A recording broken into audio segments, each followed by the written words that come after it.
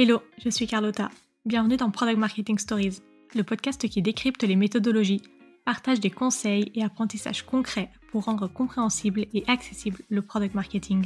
Dans cet épisode capsule, comment le PMM est structuré dans ta boîte, Benjamin, groupe PMM chez Penny Lane, nous explique l'organisation de l'équipe Product Marketing.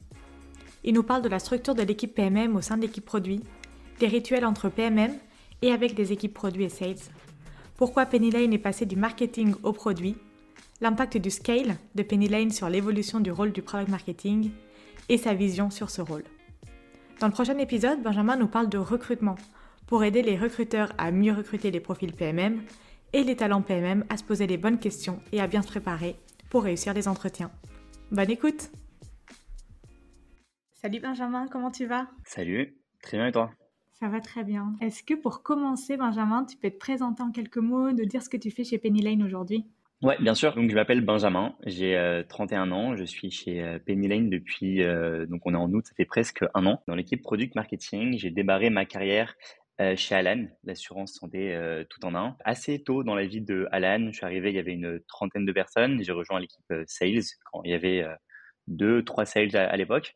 J'ai passé par la suite 5 ans chez Alan, d'abord en sales puis en product marketing, et je suis parti en juillet 2023 où je suis passé de 30 à 600 employés et de 5000 à 500 000 clients. Donc, c'était une grosse croissance avant de rejoindre Penny Lane, qui est un SaaS B2B pour ceux qui connaissent pas, qui a pour but d'être une plateforme tout en un pour les comptables d'un côté, c'est un outil de production comptable, et pour les PME, c'est un outil tout en un pour gérer tout ce dont tu as besoin quand tu es un gérant d'entreprise, donc ça soit la gestion des achats, des ventes, d'un compte professionnel, et faire en sorte que les deux côtés, comptables et salariés, se parlent entre eux et puissent rendre plus simples les tâches de finance d'entreprise au quotidien. Et si on fait un petit focus maintenant sur Penny Lane, aujourd'hui vous êtes combien de PMM? On est 6 PMM.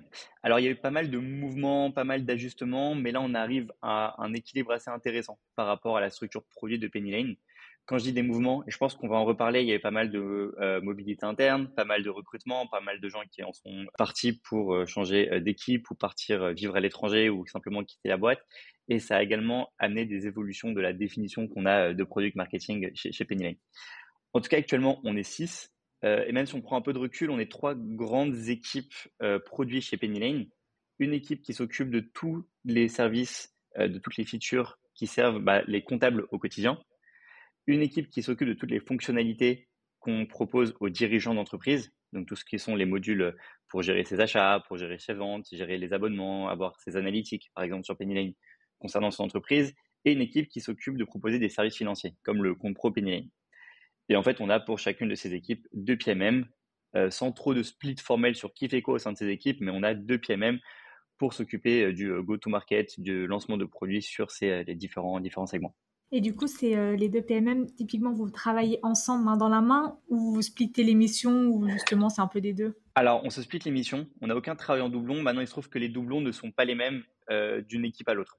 Si par exemple, je te prends le côté dirigeant, les fonctionnalités dirigeants, on a 2 segments de population que sont ce qu'on appelle small et large, qui dépendent de la taille des entreprises. Donc forcément, on va pas avoir les mêmes réflexions, les mêmes pensées, les mêmes personas à adresser. Si par contre, je me regarde plutôt le côté service financier, on va avoir plutôt des sujets d'awareness d'un côté et d'adoption de l'autre, pour lesquels on va avoir en réalité 2 PMM qui vont travailler sur ces 2 sujets. Donc en réalité, on a des duos de PMM qui travaillent sur des finalités communes, mais chacun avec un scope précis qui permettent d'arriver à la finalité et au but qu'on se fixe. Et du coup, par rapport à aux 3 grandes équipes produits dont tu parlais, finalement, ça fait combien de PM pour les deux PMM? Alors ça bouge énormément parce que les nombres de product managers dépend beaucoup de chacune de ces unités que je te décrivais. On a des équipes qui sont plus récentes, comme les services financiers, qui ont actuellement, il me semble, 2 PM. Et si tu regardes le côté dirigeant et des fonctionnalités dirigeants, on a 9 à 10 PM qui travaillent au quotidien. Maintenant, donc c'est-à-dire qu'on crée nos logiques de travail dans la relation PM-PMM, qui n'est pas exactement la même d'une équipe à l'autre, mais c'est un peu volontaire parce que l'intensité de la relation quand tu n'as que 2 personnes en face de toi ou quand on a 9 en face de toi n'est pas la même. Mais on essaye de régler quand même nos relations les unes avec les autres pour qu'on soit sur les mêmes rythmes de delivery et qu'on se parle les uns les autres et qu'on sache quelles sont les priorités pour chacune de ces différentes équipes. Et justement, vous avez des rituels en particulier entre PMM? On a pas mal de rituels. Je pense qu'on peut les diviser en 2 typologies de rituels. Des rituels internes entre nous, entre PMM, et des rituels qu'on peut appeler externes ce qu'on propose au reste de Penny Lane et de nos équipes. Entre nous, entre PMM, on a déjà nos weekly qui sont vraiment, je pense, clés dans notre relation, où chaque semaine, on prend 1 heure pour d'abord partager ce qu'on a appelé nos highlights et nos lowlights, de comprendre ce qui a fonctionné, ce qui a moins bien fonctionné, et d'être très ouvert à propos de ça, et de pouvoir s'aider, de se répondre sur voilà, ce sur quoi tu blogues, c'est un thème que moi j'ai soulevé la semaine dernière ou l'année dernière, j'ai eu ce même problème, ou peut-être regarde tel interlocuteur qui va pouvoir régler cette question. Et on partage également nos top priorités pour la semaine. C'est particulièrement important quand tu as 6 PMM et 3 équipes pour être sûr de ne pas avoir de sujets trop adjacents et en fait on se trouve à faire des choses qui sont très similaires. La deuxième chose qu'on fait, c'est qu'on prend 25-30 minutes à la fin de ces weekly pour ce qu'on appelle un deep dive, soit sur un problème qu'on n'arrive pas à régler. Si je devais t'en prendre un, ça serait par exemple, je me pose la question de comment mieux distribuer telle feature à tel persona à tel moment et essayer de soulever tel sujet, soit un PMM qui a pris 1 heure ou 2 dans la semaine pour creuser le product marketing d'une boîte qu'on admire ou d'avoir eu un échange téléphonique avec un PMM d'une boîte souvent à l'étranger dont on admire le product marketing et qui nous partage sa connaissance, son expertise des choses. On a parlé à quelqu'un de Monzo la semaine dernière, de TrueLayer il y a 2 semaines, et on analyse des boîtes vraiment chaque semaine, et ce qui nous permet déjà d'approfondir la relation entre nous, et qu'en plus ça sert les buts qu'on a pour mettre en avant chez Penny Lane par rapport à la concurrence et aux best practices product marketing. Et côté externe, du coup, peut-être, si c'est utile, on a un grand nombre de rituels vis-à-vis de nos équipes sales et de nos équipes produits. Peut-être en citer 2. On a premièrement ce qu'on appelle le PSS, qui s'appelle Product Sales Support, qui est une session qui généralement dure 3/4 d'heure à 1 heure. On fait venir les PM qui sortent des features assez fortes, assez importantes, qui vont vraiment avoir un impact sur nos utilisateurs, sur la façon dont on vend le produit, dont on répond sur le service support, donc ce qu'on peut appeler du tier 1, et on crée une plateforme commune pour avoir une sorte de présentation en profondeur et de questions-réponses directement entre équipe business et équipe produit. Et on a cette plateforme qui est vraiment attendue et ritualisée, où on sait que tout le monde va avoir les réponses à leurs questions et l'opportunité de raconter une histoire à travers le produit. Une deuxième chose qu'on sort, qui est très appréciée, qui est très attendue, c'est le deck des nouveautés qu'on sort chaque mois, avec les nouveautés côté compta, côté service financier, côté SMI, que nos sales attendent pour déjà eux se tenir à jour de ce qui se passe, et qu'ils envoient en plus souvent à leurs clients, à leurs prospects, à leurs utilisateurs, ce qui permet de créer un vrai lien, une vraie mise à jour au plus proche de ce qui se passe dans notre roadmap, et ce qui est très rassurant et un bon élément littéralement product marketing pour toutes les équipes. Et c'est aussi des rituels que vous avez pour les équipes marketing? Alors non, et c'est notre gros sujet cette année, en 2024, c'est comment améliorer la relation PMM marketing. Il y a peu de documentation dessus. On a des points de contact, on a des relations, mais on a encore trop peu de best practices vraiment mises en place et vraiment développées à ce sujet-là. Et on y travaille. On a des débuts de choses en place, mais on n'a pas encore une belle réponse à te donner sur comment ça se passe entre marketing et PMM. T'en parlais un peu tout à l'heure. Est-ce que aujourd'hui le product marketing au sein de Penny Lane, il est, j'imagine que oui, mais côté produit ou côté sales? Alors, il est totalement côté produit actuellement, ce qui est, je pense, un très bon début. Ça n'a pas toujours été le cas. Avant que j'arrive, il me semble que c'était côté marketing, c'est maintenant côté produit. Et on est maintenant très proche de nos PM, et on est vraiment très proche de ce qui se passe. Côté roadmap, côté élaboration, côté impact même sur très en amont de la conception du produit et de la user research, c'est une très bonne chose.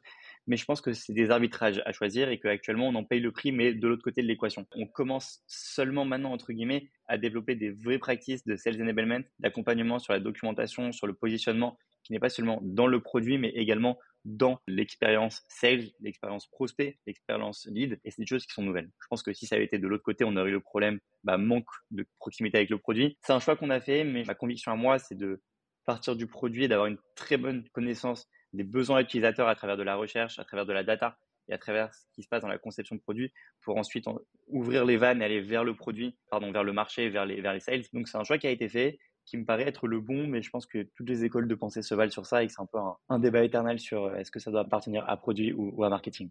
Et c'est aussi selon les enjeux du moment de la boîte. Parfois, c'est une grosse problématique produit parce qu'il y a un lancement, une nouvelle catégorie, une autre raison qui fait qu'il y a un besoin d'être côté produit, et à un moment donné, ça va plus passer côté sales, côté marketing. Donc, en effet, il n'y a pas de vérité vraie sur ce Bien sûr. sujet-là. Et est-ce que le rôle, il a évolué par rapport à ce que tu disais? Penny Lane a aussi beaucoup grossi. Je ne sais pas aujourd'hui combien vous êtes, mais j'imagine qu'il y a eu quand même des conséquences au scale de la boîte sur la fonction de PMM en elle-même.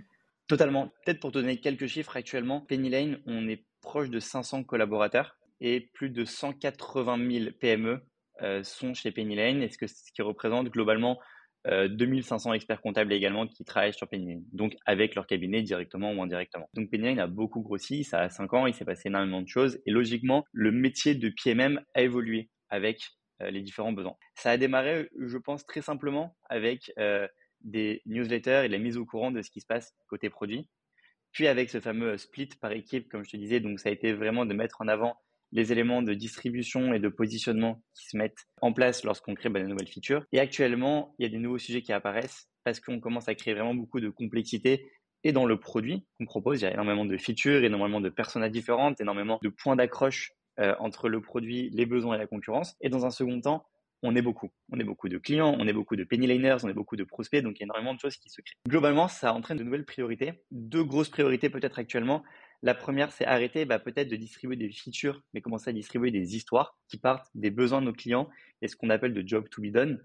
Qu'est-ce que nos clients cherchent à réaliser et comment on met en avant plusieurs features qui permettent de répondre à ce sujet. Je vais peut-être te donner un exemple après si c'est pertinent. Carrément, tu peux y aller, Et ouais. dans un second temps, c'est aussi peaufiner notre compréhension des user journey parce qu'on a un grand nombre de personas qui arrivent, de personas existantes et de personas nouvelles. Par exemple, pendant longtemps, on nous parlait co-dirigeants.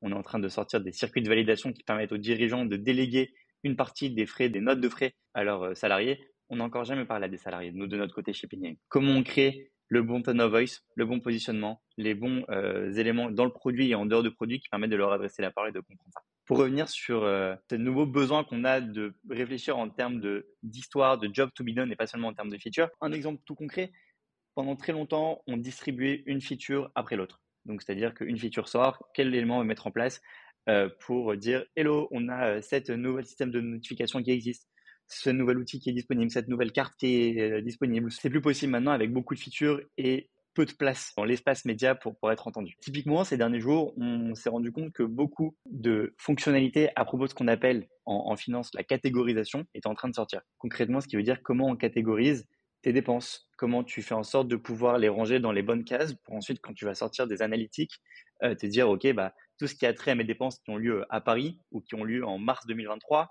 ou qui ont lieu fait par telle ou telle équipe, pouvoir les rassembler pour pouvoir avoir une vue un peu globale. Et on s'est rendu compte que 7 équipes différentes sortaient 7 features qui avaient toutes trait à la catégorisation dans un même laps de temps de 3-4 mois globalement pour toutes ces features. Donc ce qu'on s'est dit, c'était, OK, prenons du recul et essayons de réfléchir à quelle est l'histoire qu'on veut raconter à travers, non pas les features 1, 2, 3, 4, 6, 7, mais ce qu'est la catégorisation, quel propos ça sert pour nos utilisateurs et quelle histoire on va leur raconter et consolider dans un premier lieu une histoire très forte avec nos PM et nos sales. Et se dire, est-ce qu'on est d'accord sur une histoire commune et globale?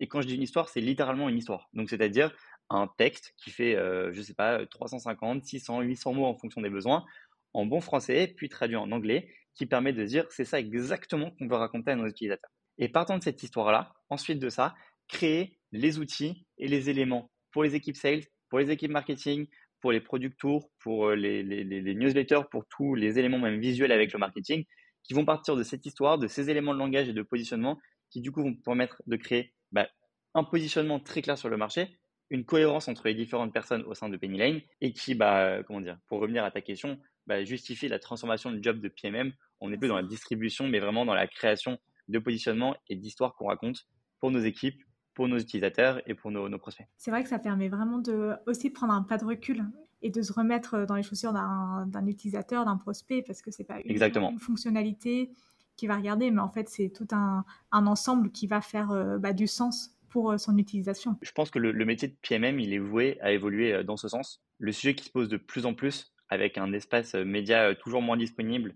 et des features toujours plus nombreuses et plus techniques, c'est quelle histoire on raconte pour nos utilisateurs et comment on les met bien en avant en fonction de l'expérience utilisateur et des points de souffrance qu'ils rencontrent au quotidien et pas seulement mettre en avant ce qui vient d'être créé et de le pousser tel qu'on l'a nommé à l'instant T, quoi. Merci pour tous ces insights. Ça permet vraiment de comprendre aussi l'intérieur de Penny Lane et du product marketing, donc je pense que ça en inspirera beaucoup.